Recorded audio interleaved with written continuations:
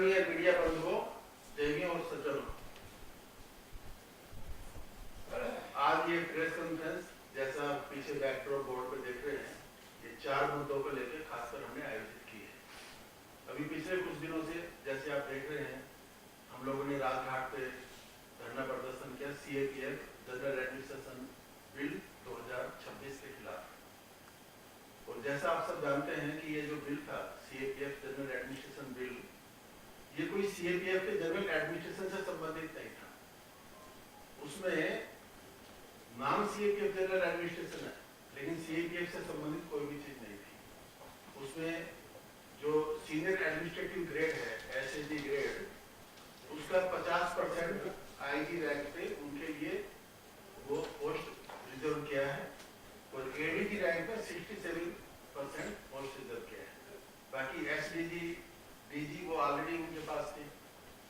तो ये जो सीएपीएफ जनरल एडमिनिस्ट्रेशन बिल है, इसका बैकग्राउंड ये था कि 13 साल की लंबी कानूनी लड़ाई के बाद सीएपीएफ सुप्रीम कोर्ट से एक लड़ाई जीती। सुप्रीम कोर्ट ने इनके फेवर में हक में फैसला दिया और उसने कहा कि ये जितने भी सीएपीएफ है, जिसमें 5 फोर्स आती है, सीआरपीएफ, बीएसएफ, एसएसबी, आईटीबीपी और एसएसबी, तो ये 5 फोर्स को सीएपीएफ बोलते हैं। उन्होंने कहा कि 5 force organise group A service हैं और उसमें जो भी उनका टाइमली प्रमोशन है, जो भी बेनिफिट, बाकी जो 63 सेवाएं हैं, जो बेनिफिट उनको मिलता है, वो सारे बेनिफिट इन 5 फोर्स को भी मिलना चाहिए। लेकिन दुर्भाग्य से इन 5 फोर्स को अलग रखा गया और बाकी सबके टाइमली प्रमोशन होते रहे। जबकि आप देख रहे हैं कि जितनी भी देश की आंतरिक सुरक्षा है या बॉर्डर मैनेजमेंट है, वो सारा इस सीएपीएफ के बलबूते पे होता है। पार्लियामेंट पे अटैक हुआ तो सीआरपीएफ ने बचाया। ऑफ सिंदूर में भी आपने देखा कि रक्षा मंत्री ने बयान दिया कि उसमें कोई हमारी कैजुअलिटी नहीं हुई। अभी हाल में नोटिस में आया कि 6 जवान हमारे उसमें शहीद हुए और 6 जवान में दुर्भाग्य की बात यह है, जो हमारे बीएसएफ के उसमें कर्मी शहीद हुए, उनका उसमें नाम नहीं है, 5 लोगों का नाम है। तो ये जो भेदभावपूर्ण रवैया है, जो सीएपीएफ रात दिन ड्यूटी करती है, अपने परिवार से दूर रहते हैं और बहुत ही मुश्किल हालात में, मुश्किल इलाकों में देश की सुरक्षा व्यवस्था और बॉर्डर मैनेजमेंट करते हैं, उनको तो बजाय इनाम देने के और अभी पूरे देश को नक्सल मुक्त कराया है। और कितनी गंभीर लड़ाई थी, जहाँ पे सब लोगों ने जाने से मना कर दिया, अबू जमात एरिया, जहाँ पे पूरा आईडी प्रोन एरिया होता था। कितना बलिदान हमारे लोगों ने दिया है। 6 अप्रैल 2010 को 76 जवान एक साथ मारे गए। उसके बाद पुलवामा में आपने देखा 40 जवान एक साथ मारे गए, पुलवामा में आईडी ब्लास्ट जो बस के ऊपर हुआ, कन्वॉय के ऊपर। और इसके बाद एक के बाद एक 10-20 तो आम बात थी, आईडी ब्लास्ट में या कहीं उनको एम्बुश कर लिया जाता था। इतना बलिदान देने के बाद जो 22,000 से भी ज्यादा फिगर है, और तब ये देश कहीं नक्सल हिंसा से मुक्त हो पाया। जो गृह मंत्री ने पार्लियामेंट के अंदर 30 मार्च को इस बात का जिक्र किया और तभी ये 1 अप्रैल को जनरल एडमिनिस्ट्रेशन बिल काला कानून बजाय इनको इनाम देने के वो कानून आ गया और ये 9 अप्रैल को राष्ट्रपति ने इसको अपनी सहमति दे दी और ये एक्ट बन गया। तो CAPF act, CAPF general administration act 2026 एक ऐसा एक्ट है जिसका हमारी संस्था, हमारी अलायंस, हमारी एसोसिएशन घोर विरोध करती है। हम सरकार से आग्रह करते हैं कि इसकी पुनरीक्षा की जाए और इसको वापस किया जाए। और अगर जनरल एडमिनिस्ट्रेशन सीएपीएफ का करना है तो इनकी जो मुद्दे हैं, बहुत सारे मुद्दे हैं, ऑपरेशनल, इनकी ओल्ड पेंशन स्कीम है, 1 रैंक 1 पेंशन है, शहीद का दर्जा है, जितनी भी इस तरह की चीजें हैं जो मांगे लंबित है, उन पर ध्यान दिया जाए। और उसके लिए हमारी ये मांग है कि एक विशेष सत्र बुलाया जाए।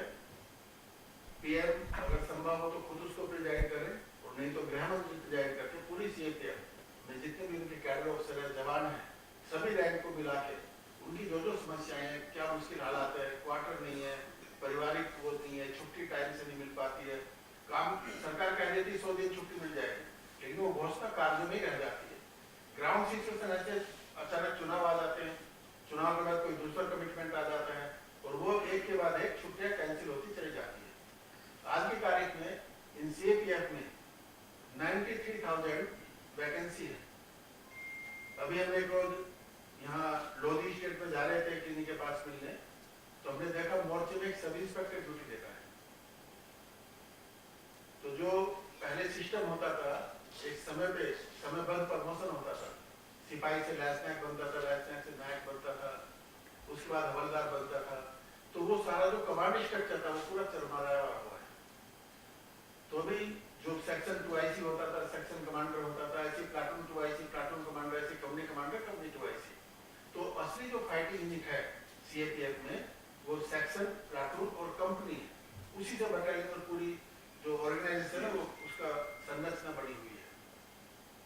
तो हम ये चाहते हैं कि सरकार इस पर ध्यान दे, गृह मंत्रालय जिसके अधीन ये सारी फोर्स आती है, पांचों फोर्स उस पर ध्यान दे और उसको सुव्यवस्थित ढंग से जो भी इनकी समस्याएं हैं उस पर एक विशेष सत्र बुला के पार्लियामेंट का और विशेष मीटिंग विज्ञान भवन में हो सकती है, कहीं भी हो सकती है किसी फोर्स में, और उसको एक एक करके समयबद्ध सीमा में उन समस्याओं का हल किया जाए। क्योंकि इन सारी चीजों से जो ये कदम उठाए जा रहे हैं या तो अज्ञानता है या सरकार को पता नहीं है, और या जो हमारी लीडरशिप है इन सारी फोर्स की वो उस चीज को गृह मंत्रालय में प्रोजेक्ट नहीं कर पाते हैं, जिसकी वजह से असंतोष का स्तर बढ़ रहा है, मोरल के ऊपर असर पड़ रहा है, मनोबल बहुत कमजोर हो रहा है। तो हमें ये कदम उठाना चाहिए, यकीन करना चाहिए कि जितनी भी चीजें हैं, जितने भी हम कदम उठाते हैं सीएपीएफ के बारे में इनका मनोबल ऊंचा रहे, इनका जो भी चीजें वो ट्रांसपेरेंट रहे।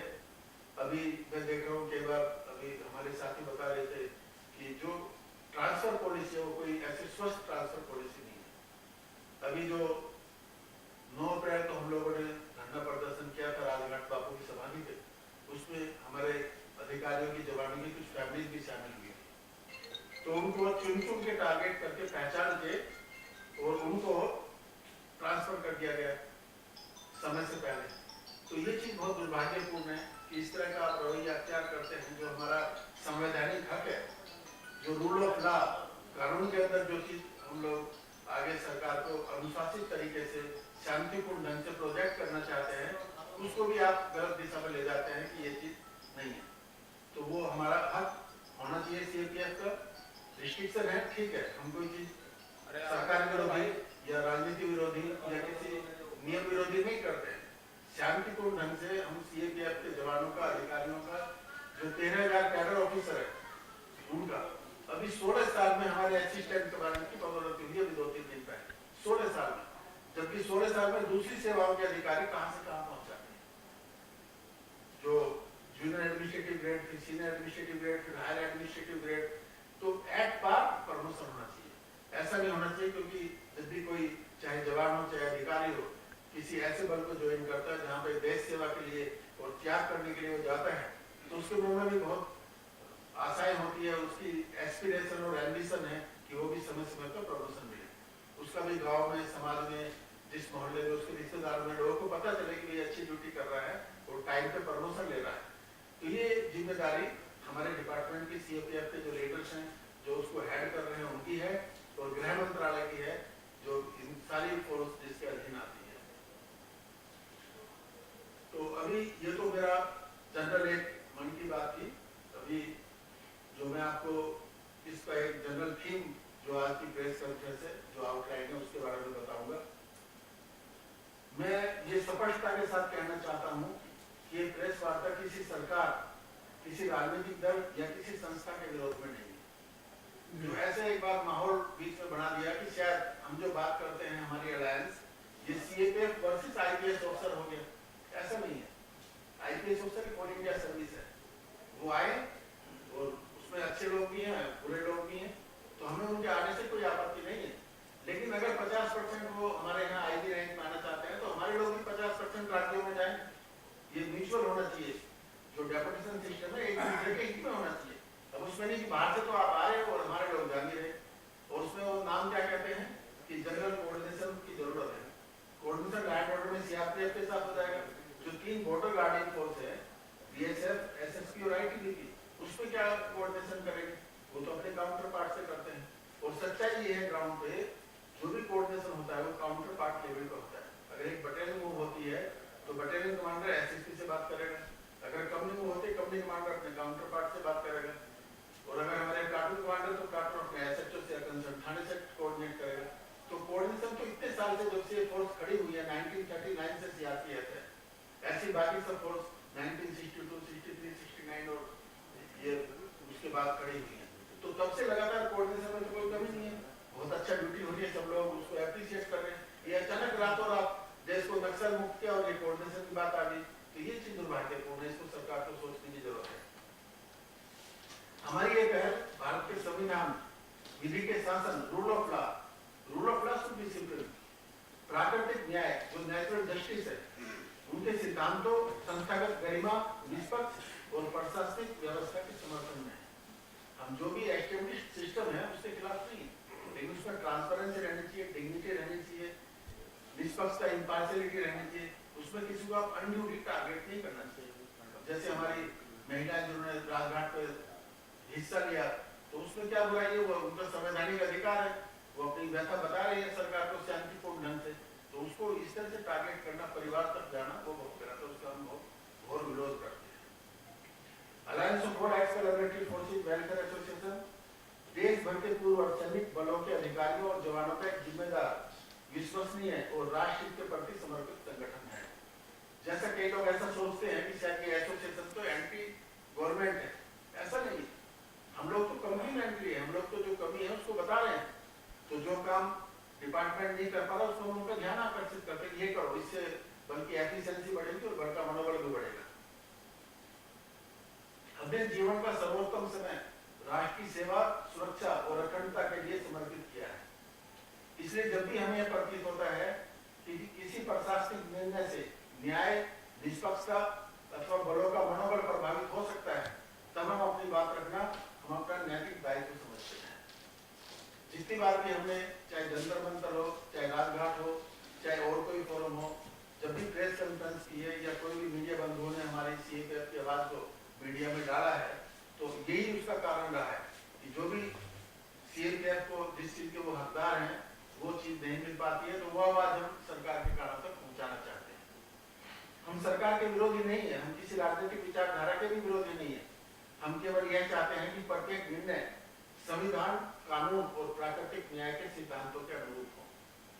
सेवारत और सेवानिवृत्त अधिकारियों और जवानों की गरिमा, सम्मान तथा उनके विधिक अधिकारों की रक्षा सुनिश्चित की जाएगी।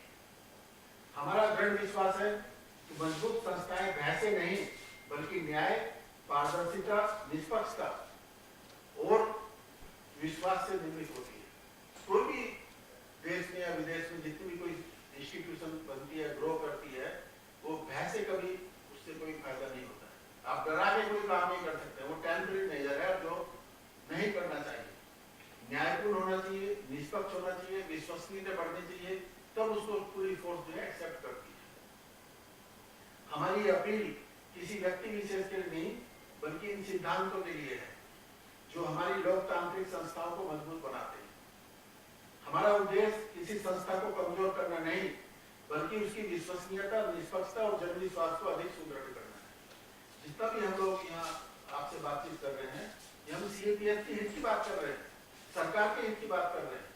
अगर हमारी सीएपीएफ मजबूत होगी तभी तो ड्यूटी अच्छी कर पाएगी। आज देश नक्सल मुक्त हुआ तो किसके बल पे हुआ, पार्लियामेंट बच गई तो किसके बल पे बच गई। तो जितनी भी चाहे सरकारी बिल्डिंग हो, अब पार्लियामेंट सुरक्षा सीएसएफ कर रही है, उससे पहले सीआरपीएफ करती थी। बहुत हाई रिस्क हमारे लोगों को है। जो लोग हमारे शहीद हो जाते हैं वो तो शहीद हो ही जाते हैं, जो लोग जिंदा नौकरी कर रहे हैं उनका भी बलिदान उन शहीदों से कम नहीं, क्योंकि उनका परिवार पीछे किस हालत में रहता है। हम जब परिवार से बात करते हैं, कई लेडीज आगे आके बताती हैं, जब ये लेडीज का कौन सा त्योहार होता है जब वो चांद को देख के पानी देती है, करवा चौथ पे अपने घर नहीं जा पाते लोग, कोई होली दिवाली त्योहार घर नहीं बना पाते, रक्षाबंधन पे नहीं जा पाते। क्यों? जितने भी ये त्योहार है तब सिक्योरिटी रिस्क बढ़ जाता है, छुट्टियों पर भी पाबंदी लग जाती है। तो ये जितने भी सीएपीएफ के कार्मिक है घर से दूर ड्यूटी करते हैं, मुश्किल इलाकों में करते हैं, बहुत टेंशन होता है और इसलिए इतनी ज्यादा आत्महत्या की केस होता है, कितनी ज्यादा लोग आए दिन आत्महत्याएं होती रहती है। तो अगर सरकार चाहती है कि ये संस्थाएं मजबूत रहें और ये अपनी ड्यूटी अच्छी प्रकार से करें जिससे देश की आंतरिक सुरक्षा और बॉर्डर मैनेजमेंट एक दक्ष तरीके से होता रहे, तो इनकी जितनी भी ये समस्याएं हैं, छोटी छोटी समस्याएं हैं, छोटी छोटी मांगे हैं, ओल्ड पेंशन स्कीम, कोर्ट ने कह दिया है, हाई कोर्ट ने कह दिया, सुप्रीम कोर्ट ने कह दिया, तो जो जो भी निर्णय सुप्रीम कोर्ट के, हाई कोर्ट के पेंडिंग है, उसके लिए एक विशेष एक भावना की जरूरत है, एक विशेष कंपैशन की जरूरत है जिससे सरकार एकजुट होकर मन बना के मन भाव से उससे आए आगे, और तब ये बल हमारे बहुत अच्छी तरह से मजबूत तरीके से आगे बढ़ते रहे। तो इसी के साथ मैं आप सब लोगों का बहुत बहुत आभार व्यक्त करना चाहता हूँ। हालांकि कम मात्रा में सही, लेकिन फिर भी मीडिया बंधु जो भी हमारे लिए एक एक आदमी 10 के बराबर है। एक को मारे 2 गिर जाए, तीसरा खड़ा खड़ा गिर जाए। इस तरीके से इस बात को फैलाएं, जो भी CPF की चीजें हैं, जो मीडिया हाउस यहाँ पे नहीं है वो भी महसूस करें कि हमें तो इस चीज के लिए जाना चाहिए। एक ऐसा माहौल बना दिया डर पे, तो CPF की बात उठा लेंगे तो टारगेट कर दें, ऐसा नहीं है। ये जो जितनी बातें हम कर रहे हैं, कानून संपत है, कानून के अंदर है, रूल ऑफ लॉ है, संविधान के अंदर है, और बिल्कुल जो नियम बना हुआ नियम के तहत सारे काम होने चाहिए। तो ऐसा नहीं भाई रातों रात आपने ट्रांसफर कर दिया लोग। अभी एक हमारे ऑफिसर थे, मैं देख रहा था, नोएडा में थे, DIG प्रमोट हो गए IG, उनको टाइम से रिलीव नहीं किया। जैसे उनके रिटायरमेंट में 1 या 2 महीने बचा, उनको बाहर भेज दिया। तो सरकार का कितना पैसा खर्च होता है।